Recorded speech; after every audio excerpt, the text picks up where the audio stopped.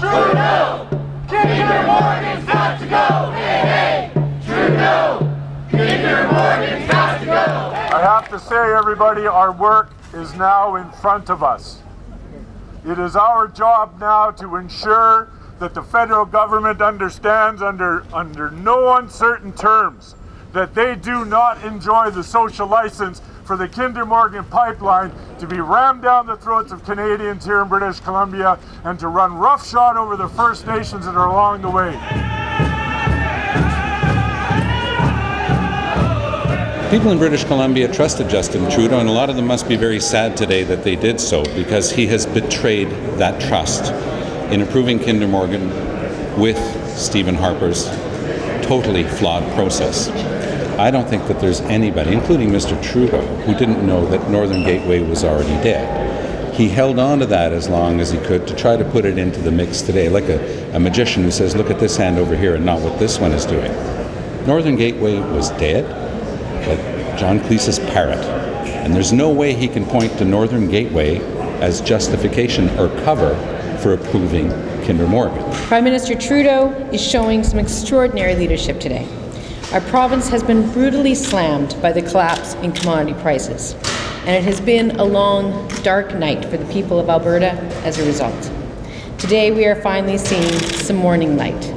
What I can and will say to the people of BC is that this pipeline is not a symbol of out of control greenhouse gas emissions increases, because we have paired it with a cap on emissions as part of our climate change plan. And so people who are worried about the pipeline as being a function of that need not worry. Generally speaking, from the Kinder Morgan announcement, initially we're looking at about 15,000 jobs with respect to this particular project. However, going forward, our analysts suggest that we'd see around about a $3 bump in price, or a reduction to the discount that Albertans and Canadians have been wrestling with for many, many years. But in addition, we could actually see greater lift because of the additional markets. So I think there's a tremendous opportunity arising from that. On Kinder Morgan, what I will say is that I don't think that this pipeline will be built. I said today to the Prime Minister in the House of Commons that approval is the beginning, and yes is the beginning, but now he needs to use his political capital to see this project built, and I don't think he has enough of it.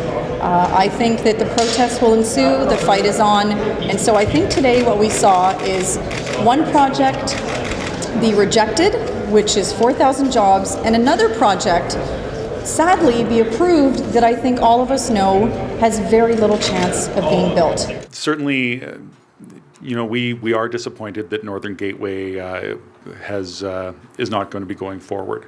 On the projects that did go forward, I think the government recognized that Canada has an exceptional regulatory process, that the National Energy Board takes a scientific, a community engagement, a very thorough and thoughtful approach.